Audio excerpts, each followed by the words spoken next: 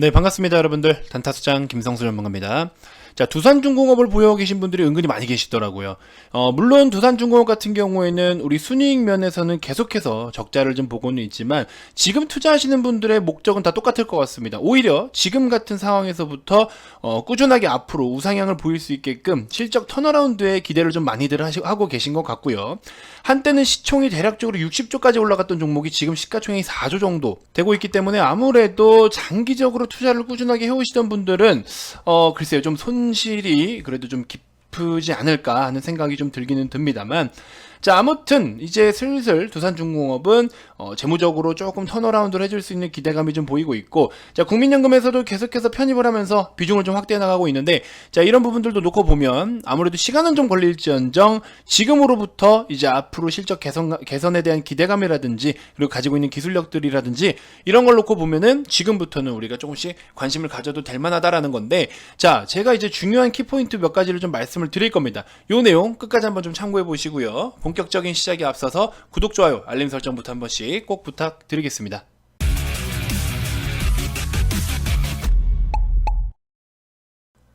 자, 두산중공업 일봉 차트입니다. 이렇게 보시면 좀 실감이 안 나시겠지만 월봉으로 놓고 보면은 15만 1,000원 800원 때부터 지금 뭐 11,800원 요렇게 좀 머물러 있죠. 굉장히 깊은 하락을 좀 보이다가 어쨌든 주봉이나 월봉상에서는 슬슬 턴어라운드를 해줄 준비를 하고 있고, 이미 뭐 추세는 좀 돌리긴 했죠. 추세는 좀 돌려놓고 어느 정도의 10,000원 정도 구간에 지지는 좀 잘 해주고 있는 모습입니다. 월봉상의 기술적인 흐름은 전체적으로 나쁘진 않아요. 이 10,000원이라는 단가가 앞으로 좀 굉장히 중요한 맥점이 될 것 같다라는 생각은 좀 듭니다. 기술적, 심리적으로요. 자, 두산중공업 보시는 것 같이 실적적인 부분에서는 순이익이 아직까지도 뭐 크게 기대감이 있지는 않습니다. 3분기에는 그래도 좀 흑자를 보였던 부분, 대폭 흑자를 보이면서 이 부분이 그래도 좀 어느 정도 긍정적으로 반영이 됐던 것 같은데, 4분기에는 다시 좀 적자를 면치 못했던 그런 부분이 있습니다. 한참 두산중공업이 정말 좋았을 당시, 요럴 때 당시에 어떤 특별한 뭔가 진짜 내가 이 종목을 투자해야 되겠다라는 특별한 어떤 기술이라든지 또 전체적으로 이쪽 산업 자체가 한참 전성기 때 대비해서 많이 조금씩 외형적으로 축소가 되는 부분이라든지 이런 부분이 좀 아쉬웠던 것들이 있는 것 같습니다. 자, 어쨌든 이러면서도 최근에는 보시면 두산중공업 주가가 그래도 3월달 대비해서는 많이 올라와 있는 상황이긴 해요. 이런 부분이 어쨌든 전체적으로 뭐 좀 턴어라운드에 대한 기대감이 많이 좀 쌓여오지 않았나 하는 생각이 좀 듭니다. 그리고 또 추가적으로 하고 있는 것들도 좀 많죠. 그래서 여러 가지의 사업들을 좀 우리가 기대가 많이 계속 형성되고 있는 그런 모습을 좀 보여주고 있습니다.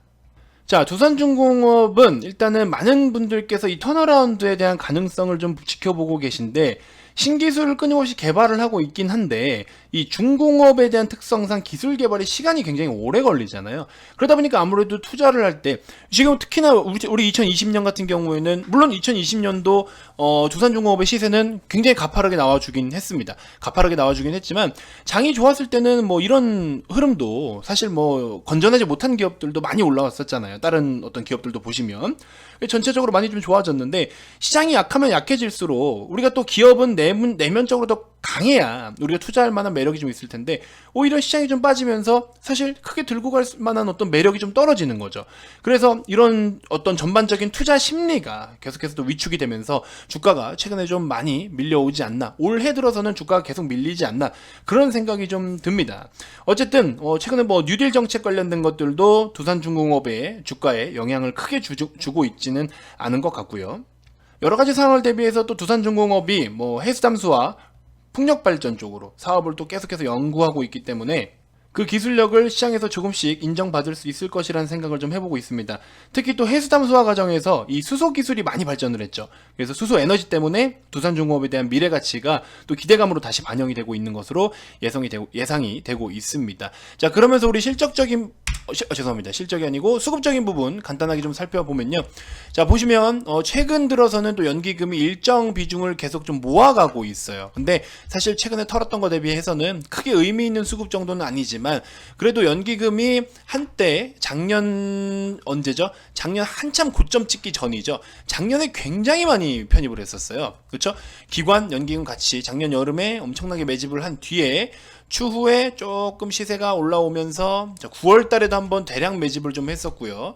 그렇죠? 그러면서 다시 쭉 보시면 또 11월 달, 그렇죠? 한 1, 2개월 정도 간격으로 이렇게 대량 매집을 해 나갑니다. 그러다가 연기금이 차익 실현을 계속 할 때부터 시작해서 조금 매도를 많이 했고, 아직까지도 크게 이탈한 흔적은 없어요. 이 정도의 수준이면 그동안에 매집했던 거에 대비해서는 큰 흔적은 아닙니다. 그래서 우리가 충분히 지금 다시 매집을 좀 하는 뉘앙스를 보이고 있지만 물량이 크진 않아서 매력은 좀 떨어지긴 하는데, 아무튼 이 부분 좀 추가적으로 우리가 연기금에 대한 수급을 지켜볼 필요는 좀 있을 것이라는 생각이 듭니다.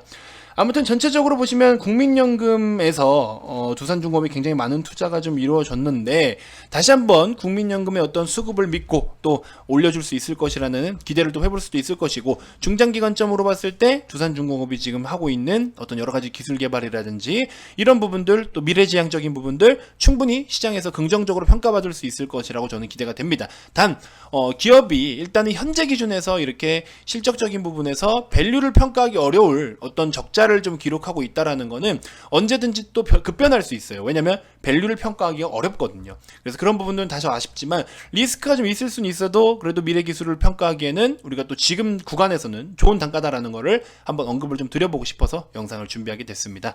자, 뭐 여러 가지 종목들 제가 무료방에서 여러분들께 이제 소개를 좀 해드리고 있고, 앞으로 추천주는 무료방에서만 제공을 좀 해드릴 예정입니다. 그래서 여러분들 다양한 추천주들도 소개받고 또 리딩을 한번 좀 참고해보고 싶다 하시는 분들은요, 우측 아래 2번으로 성함 문자 남기셔서 무료방 입장 링크와 비밀번호 받아가시면 될 것 같고요. 자, 지금 시장이 조정받을 때 실적주들을 좀 편입하자라고 말씀을 드렸죠. 제가 이 종목 참 뭐라고 말씀드려야 될지 모르겠지만 그 종목은 지금 편입 중이니까 말씀을 못 드리는데, 예를 들면 뭐 원익 QNC 같은 거 아직 매도를 안 하고 있는데요. 좀 있으면 신고가 코앞에 두고 있습니다. 신고가랑 지금 거의 뭐 500원 차이밖에 안 납니다. 신고가 코앞에 두고 있는데 신고가 넘어서면서 우리는 지금 익절을 할 계획입니다. 이 종목 같은 경우는 19,000원대부터 추천을 드려서 추가적으로 시장이 조정 나올 때 한 번 더. 그래서 이런 게 바로 시장이 주는 기회잖아요. 꽁으로 그냥 10% 먹고 들어가는 거죠. 그렇죠? 그러면서 앞으로 신고가 이상 갈 수 있는 기업이냐라고 하신다면 당연히 갈 수 있죠.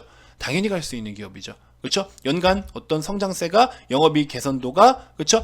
작년 4분기에도 좋았고 2019년 20년도 좋았으면서 21년 22년까지도 좋을 기업들, 이런 거를 지금부터 우리가 하나씩 준비를 좀 해나가야 된다라는 겁니다. 아시겠죠? 추가적으로 뭐 테스나 이런 종목들도 우리가 정확하게 이날부터 잡아왔단 말이죠. 그래서 꽁으로 15% 이상 먹고 들어가는 거예요. 그래서 이런 것들이 바로 시장이 주는 기회를 잡자라는 겁니다. 그래서 시장이 주는 기회, 저점을 정확하게 제가 잡진 못했어요. 정확하게 뭐 41,500, 여기선 잡은 건 아니에요.